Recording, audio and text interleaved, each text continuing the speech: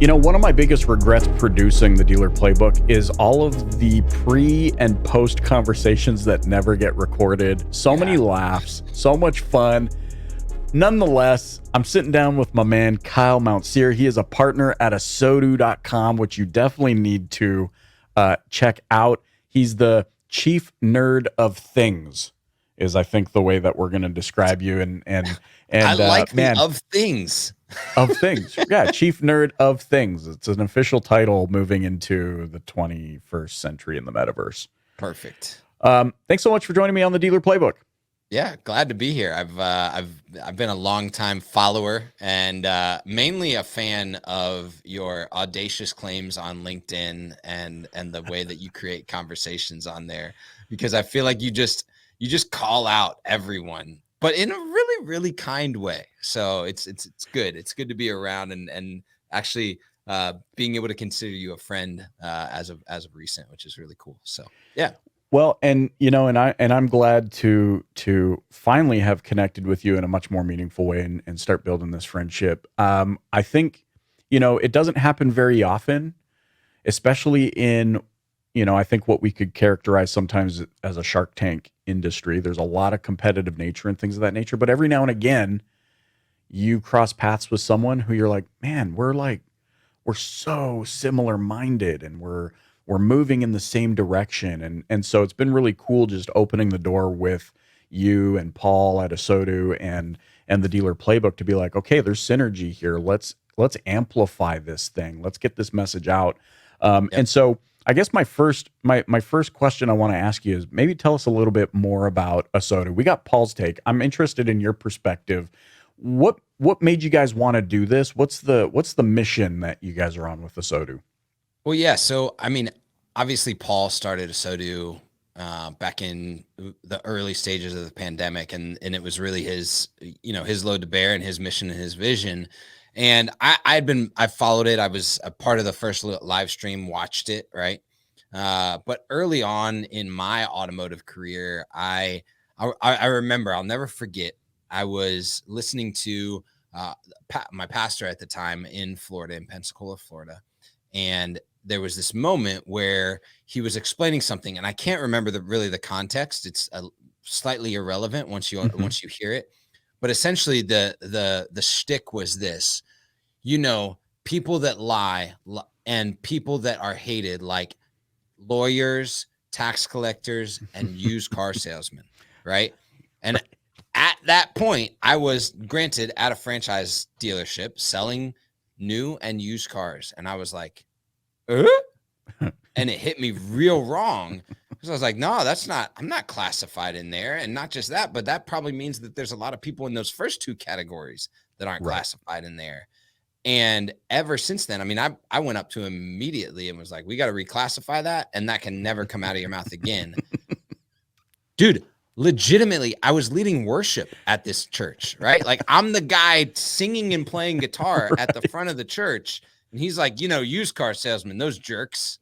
Right. So that's my day job, right? And Mhm. so at that moment, I realized, wow, there's a perception of this industry that is so deep that someone can be sitting in front of you and that's their day job, and you still call it out that way. And so for the past, however many years that is, 10 years since that, well, 11 years since that happened, it's been a part of my mission to shift that when I was selling cars, when I was at the last dealership I was at. And so then fast forward to, about a year ago now, when Paul and I really started communicating and talking after we had met, probably 5 months after he started ASOTU, that it was really clear early on that we were on kind of a crash course to do that together, to draw a big circle, as we say around the industry, bring more people together, create more conversations that are leading to the shift in the culture and perception of the automotive industry. So that all kind of led together. And then all of a sudden we had this big event in Vegas, at Digital Dealer in Vegas. Mhm. And we came out of that with this 30,000 foot view that our friend Darren Doan gave us. And it was like, wow, you are creating something that can be the center point for people that are talking the same way. It's kind of, we got on the phone with you, and you're like, Right. man, I just realized there's there's a landing place for me with other people that are thinking, doing, and talking about the same things. Yeah. And so we just decided to put a stamp on it and formalize it. Yeah, I love it. And I love, Paul kind of said it in different language, but really paints a visual to what you're saying here. He's like, when we met, my admission to you guys was like, dude, I've been doing this for so long, I thought I was alone in the woods. Mm.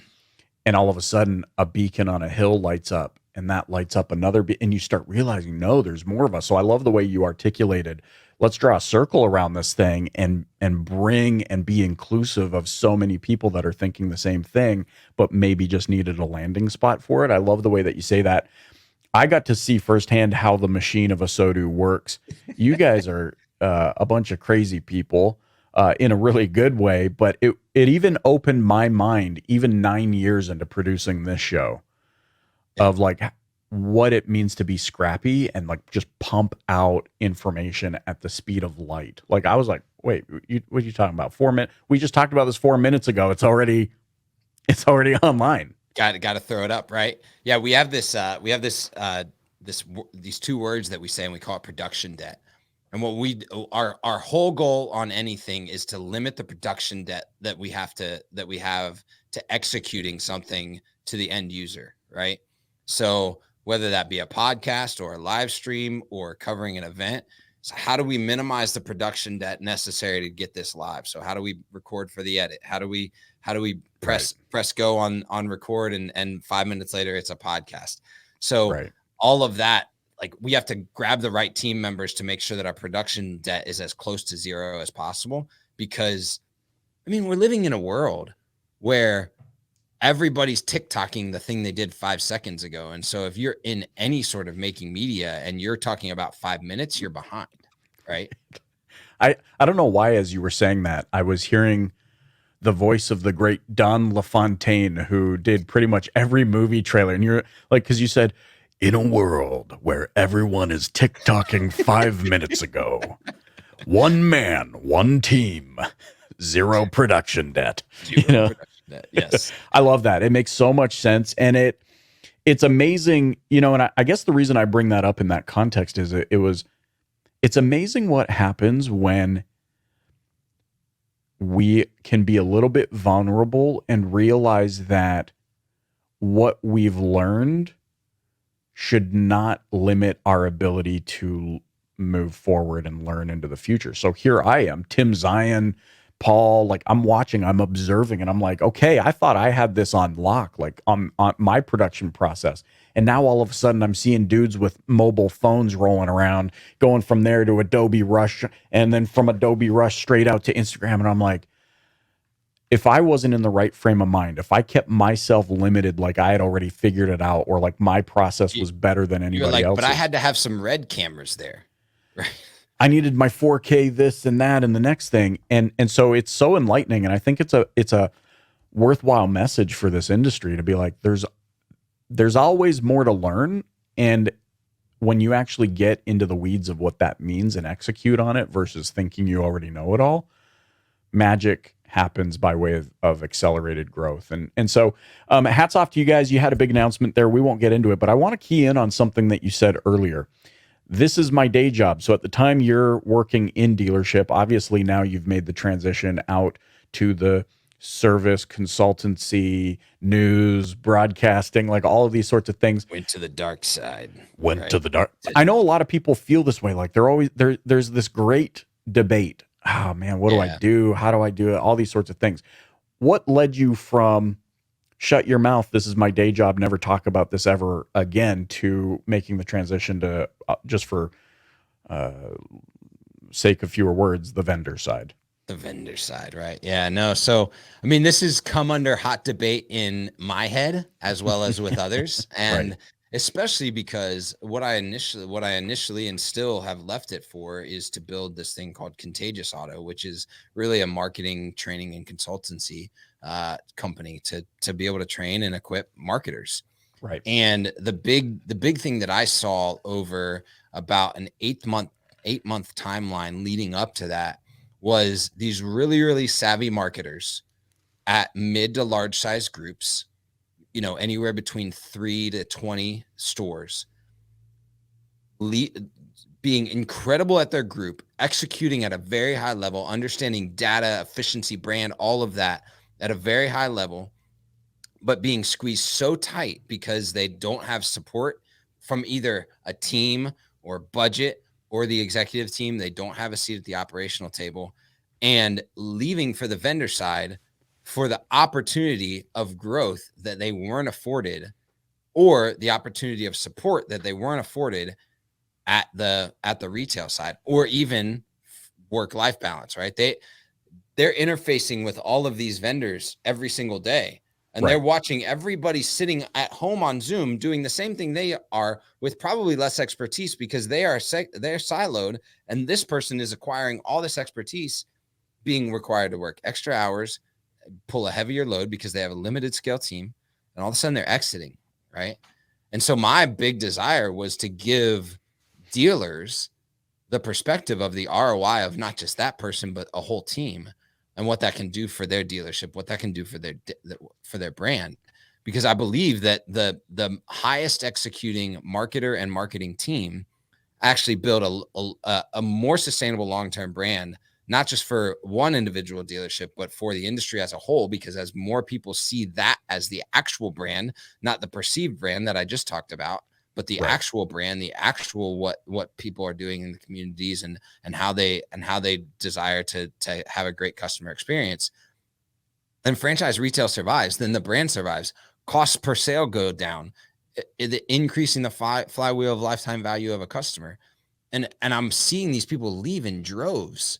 And so I was like, we've got to do something about it. We've got to train more of them, because when they leave, nobody can replace them. And we've got to train the dealers that's an extremely important person in your team. And you have to care for them in a unique way, different than maybe a salesperson or a service writer. Yeah. This is tremendous too. I'm gonna You know, you better watch it. I'm gonna get on some big soapbox out here. no, Like, I'm well, but excited. good. Let me pull it out for you because there was a lot of talk at NADA at time of recording this. We're on the heels of NADA. It was last week at time of recording this. For those of you listening in the year 2047, um, there was a lot of talk about the Great Resignation. Mm.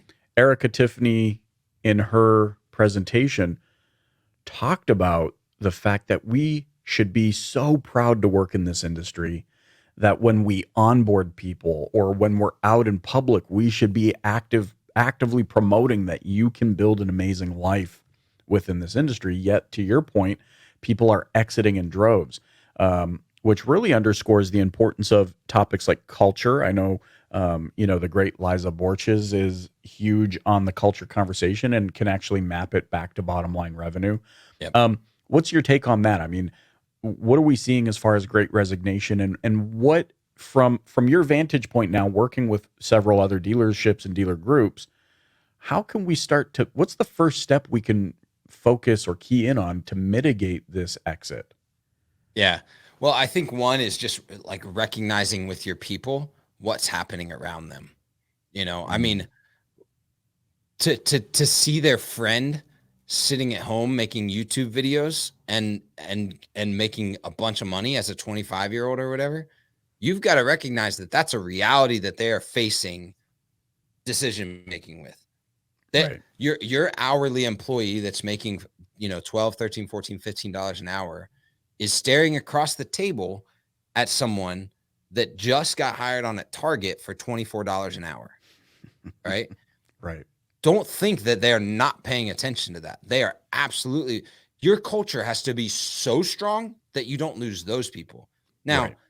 are we losing a bunch of sales managers outside of the industry? I don't think so. We're losing them maybe to other stores because they're far enough in, but you're losing a lot of those frontline employees or employees that have transferable skills, which right now, probably the employees with the most transferable skills in the dealership to similar paying jobs or higher paying jobs are on either IT, operations, or marketing, which a lot of times get grouped into one role, right? Right. And so all Hmm. of a sudden they are squeezed to do 3 roles into one role, and looking outside and going, wait, I can grow, be coached, have opportunities to learn, and have a team in another place and I have transferable skills, right? That's why we don't see a lot of sales managers leaving. They have transferable skills, but the outside world looking in doesn't see that.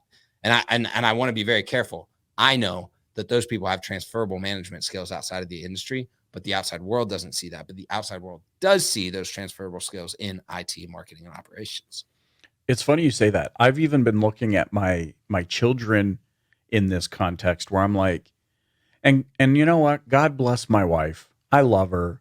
I'm not saying anything we don't chuckle about already offline, but she's like an 87-year-old trapped in a 36-year-old's body because her desire, first of all, to learn tech or any like, dude, watching her one thumb text people makes me want to just like pluck the phone out of her hand and throw it. You're just like, here's the Nokia. Yeah, two thumbs required, you know? But I think about my children in this context. We're moving into a world like, look at Brian Kramer's about to complete the first transaction in the metaverse. I know you guys have been highlighting that, and he's been talking about it. What a time to be alive. But if we want to set up this generation, think of what we can do in our own homes to actually make sure that our children at a very, baseline level know how to use a computer, can type, can understand that there is such a thing as an algorithm and maybe learn a little bit about it. Like I'm even thinking about 9 years into this deal, I have a 12-year-old and I'm like, you know what? I'm going to see if I can teach him how to edit podcasts and teach him a little bit about sound production because look, you and I are both sound engineers. When I got my sound engineering degree, I quickly became a statistic. I worked on some albums, got the cool Vancouver, British Columbia, work at Mushroom Studios and that was great. But then here I am in the car industry all these years later, because we don't ever really know what's going to happen. Here I am producing other people's shows and, deploying a skill set in a very small, minute way compared to what we did for music production. But still, if I can teach my 12-year-old, he's going up into the workforce with an actual skill set that any business could utilize. Absolutely. I mean, I think about this.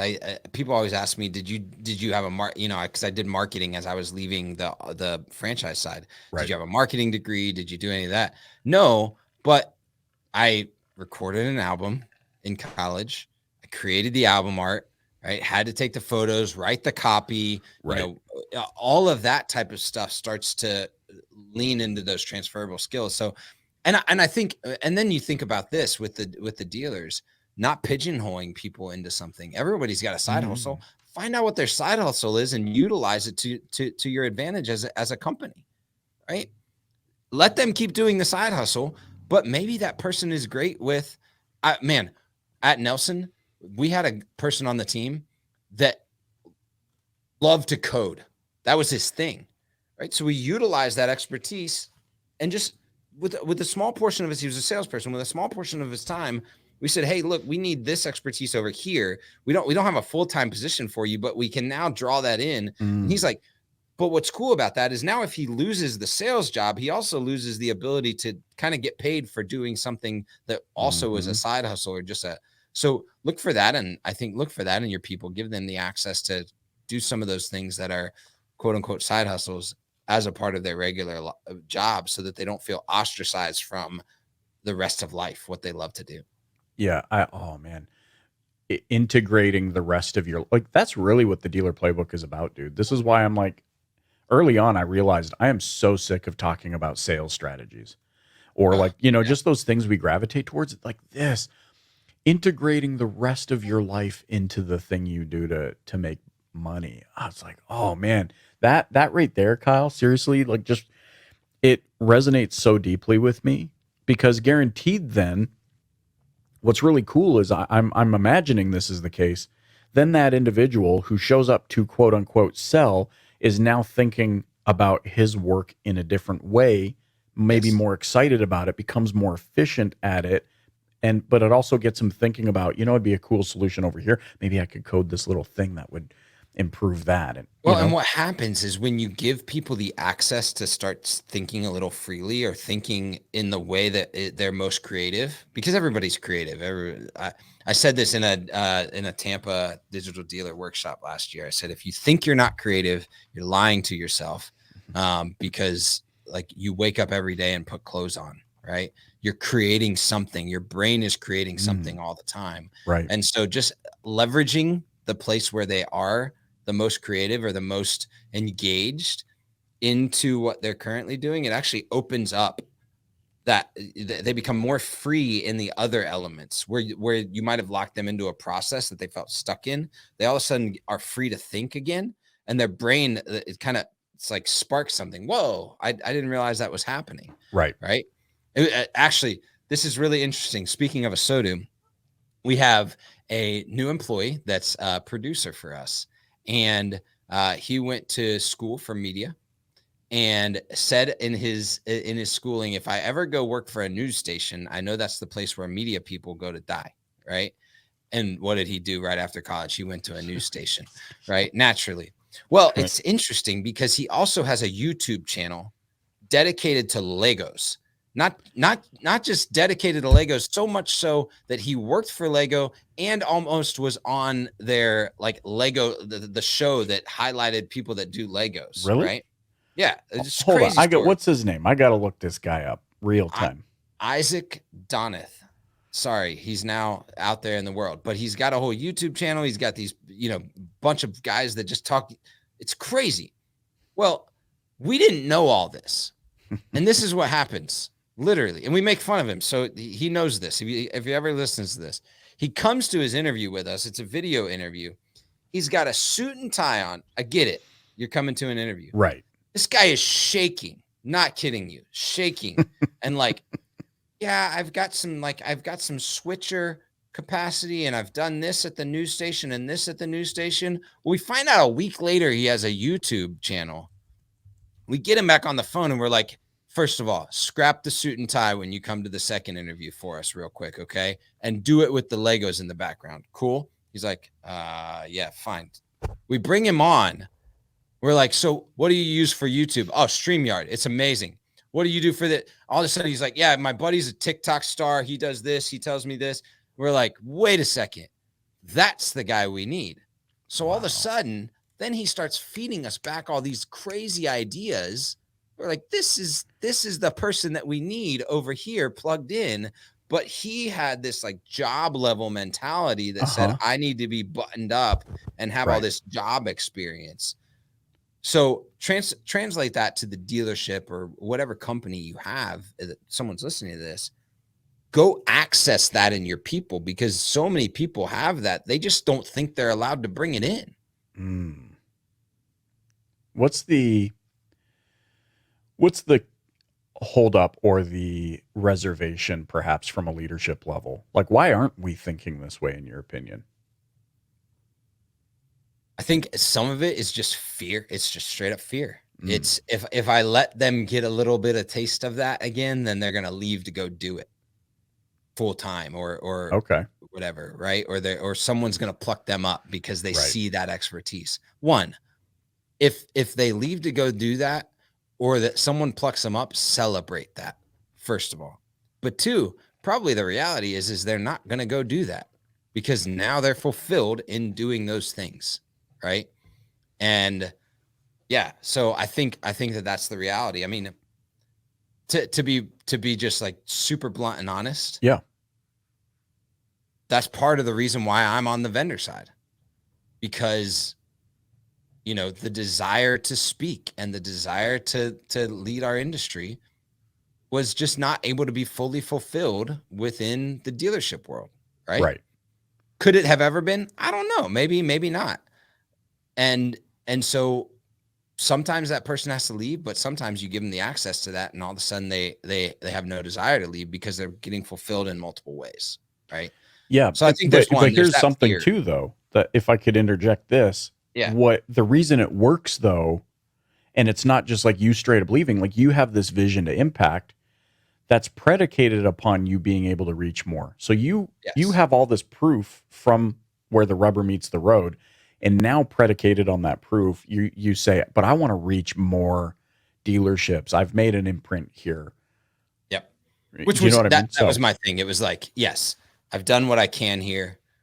I like this has to get out further. And if I continue to do this, I can't do this stuff. And that was just where I was at. Like my I tell this story. Uh my wife said, I said, I don't need to be the guy. And my wife said to me, she said the most prophetic words to me. She said, no, you do. You have to be the guy. I was like, that feels weird. She goes, no, that's okay. Right. Sometimes there needs to be someone that stands up and says the thing. Right. And you just have to be that. I Yeah. was like, wow, that. It took me like 3 days to wrap that around my brain because it felt super prideful, and still even sometimes does. And I have to watch that. But at the Yeah. same time, it's like whatever someone's called to, whatever someone needs to be, that might be at your company or it might be doing something else. That's important. I So love this concept of having a purpose though, and or like you said, being called to do something. We don't need to be all like, oh, I'm Jesus and I need 12 disciples level of calling here. But I right. believe that each of us are on this planet to enrich and enhance, to bring light to darkness. Each of Mm, us human beings, you know? And I know it like, look, dude, I'm pushing 40 this year and I'm just settling into this thought of what you just said of like, oh, there are things that I am naturally good at and I can use those things for good. yes. I don't need to be egotistical or egomaniacal about it, but I just naturally know, like I know I'm natural with like you were saying earlier, art and creativity and design and music and well, how can I use those to help enrich and enhance the life of somebody else? And so, Yep. I think it's tremendous and we need people like our wives to say those things to us to because they can see our greatness in a way that we can't of ourselves, but that Oh man, you aren't then kidding. becomes the what we're meant to do is help that's what I see ASOTU is doing. That's what I see you doing. That's what I hope I'm contributing to is helping others see that the greatness that is inherent. Like you just had a new baby. Congratulations to that. Yes, First and thanks. foremost, this is really weird. Okay, but there's follow me down this wormhole for 10 I'm here. seconds. I'm ready. I have a sister who's in the healthcare profession. One day I was driving home and I had this thought. The phrase of walking through the valley of the shadow of death. Why do they reference that during the birthing process? And it's literally reference to baby passing through and the mortality rate being so high and how much trauma there is on mother, but also it got me thinking. I'm like, well, this must be traumatic for baby as well. Mm, So yep. I asked my sister, I said, Amy, I'm going somewhere with this. Just follow me, like I just said to you. It's traumatic on mother. We know that. And not to diminish that at all. That's not the intention here. But is it also traumatic on baby? And she says it's life threateningly traumatic. And I said, so you mean to tell me, this is where my brain immediately went, Kyle. Yeah. You mean to tell me that my first experience in life was passing through an intense, insane trial and rising victorious? Bingo. Track with me here real quick. I'm going to Yeah. give you one better Okay. because Yeah, that let's go. literally happened on Saturday. Right. So my wife, she was laboring for, I don't know, I think 13 or 14 hours, fairly slowly coming along. Mm-hmm. Well, it came time to have baby, and about 2 minutes into pushing the ready to have baby time, Mm-hmm. the doctor looks at my wife and says, "Do you hear that beep? That's the baby's heart rate dropping. We need to get baby out." Whoa. And this is the first time I got a little emotional about that. And in that moment, there was a massive amount of trauma for my wife, right? But a trauma that she was able to assess, report on through her brainwaves, and accurately push through Mm-hmm. to get baby out. Right. But baby was not able to. And actually, our on the chart we looked at later, it said that our baby came out as a high risk, and she rose triumphantly in under 3 minutes. She had her oxygen level was as low as 40 Wow. for 3 minutes, and then literally The person grabs the oxygen mask, and before she's about to put it on, it jumps from 40 to 80 in 3 seconds. A minute later, they considered her a perfectly healthy baby by all vital signs. Whoa. Yeah. So that was nuts. But to your point, like, it was an extremely traumatic event to my daughter. And I love that you put it that way. And I'm excited. I feel like there's a tie into this, but I had to give like a real world example of that is actually a reality, that because that labor was so intense, my baby's heart rate dropped so significantly that when she came out, she was still recovering from the trauma. I don't believe in coincidences. There is a tie-in, but I want to just say this on the back of that. I don't believe in coincidences. I believe in divine design. Mm. I didn't know up until 2 days ago. I didn't know you and I were going to have this conversation. I didn't know that the conversation was going to go in this direction, nor did you. And I certainly didn't know that you had that experience, and yet somehow here we are using this as an analogy. And really, I guess what I want to say is here's the tie-in. This is a people business. Mm.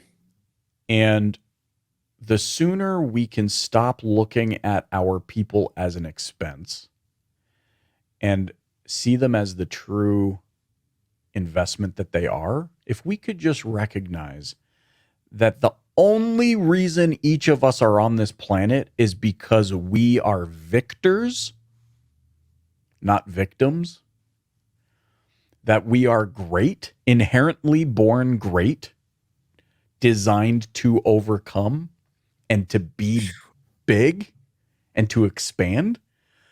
How does that shift the way, as a leader of an organization, I see the people? They're not my people. They are their own person who have made a choice to be here. Yep. Boy, does that enhance. They are not just that, but they are uniquely designed, equipped, and positioned for the time and place that they are currently at with you under your care. Uniquely designed. Wow. Even the worst employee, the one where you're like, that employee doesn't get it, they don't understand, they can't execute, that person is actually uniquely designed for your organization right now, in that time and place, for however long they're with you, to do exactly what they need to do for you and for others around them. That's how unique it is. Dude. And when I think of it in that context, there are certain words that come to my mind to describe people. And it's not Susie in marketing. It's not I am a technologist. It is, the words that come to my mind is, you already used one of them: unique, precious, tender, powerful. Like, we are so much more than what we do for a living. But if we can deploy who we really are and the passions, and you mentioned the word fulfillment, I love that word. If we can create an environment by which fulfillment and happiness can exist, we don't need to talk about the car business anymore. We talk about people who happen to do the car business. Yes. And it's a vastly different conversation. That was, for me, that was an undertone to NADA. There was a lot of talk of the Great Resignation and how do we find, retain, and help grow our talent. You were in the control room, right? Everybody was mad, by the way. They're like, "You're not Kyle." Yeah. So context for those listening: Kyle and his wife brought in a new baby to the world, and so he said, "Hey man, can you go and grab the mic and help us out with some live streams?" I said I'd love to, so I jumped at that. But I had Kyle's badge on, his press pass, and people were not happy that I was not Kyle. Let's just say that. But that was kind of the undertone. But you were there in the control room, obviously seeing and hearing everything as it's happening. What were some of did you pick up on that same kind of people focus at this NADA? Yeah, well, I think what I loved is that it seemed like every press release that happened was like blank partnered with blank. Right. Right. It wasn't like blank created new thing. It was blank partnered with blank. Company X partnered with company Y, whether that be dealership or other company. And I think that that's indicative of that undertone, right? That if more people are partnering together, it means they're seeing others as the value that they bring to their company, their customers. And so I think the collaboration aspect of what I was able to see on this side, not being physically there, was indicative of the tone that the industry is carrying right now. That it's when dealers band together, no crisis can win. It's the tone of like, there's disruptors, there's barbarians at the gate. If we don't get it right, then we're all going to lose. So we'd rather do this together for a long time than separate for a little bit of time. Right. And so I think that's where the human element is really, really palpable right now. I love it. Man, I love talking to you. I love what you're doing. You and Paul are creating over at ASOTU.com. Definitely people need to check that out. But how else can those listening or watching learn more about you, get in touch with you? Yeah, I think my LinkedIn is you can learn a lot about me. I try and be very, very open with my feelings about the industry, about the world there. So Kyle Mountsier. I'm actually the only one in the world. So if you Google me, you can do that. It's hard to not find me. You can email me at kyle@asotu.com and love to have a conversation with anyone. You just had to throw, I was the only Michael Cirillo before the internet. So the fact that you're still the only Kyle Mountsier after the internet, that's it. That's an achievement. Top like 6 pages on Google. You can find me. You need to put that in your LinkedIn. I always tell my wife, I'm like, look, if anyone wants to find me, it's not gonna, like, I just can't piss anyone off too bad is basically what it comes down to. So. I have a funny story, but it's gonna go on the after the call. Nobody else gets to hear. Sorry guys, love you. Kyle, man, thanks so much for joining me on the Dealer Playbook. Thanks, Cirillo.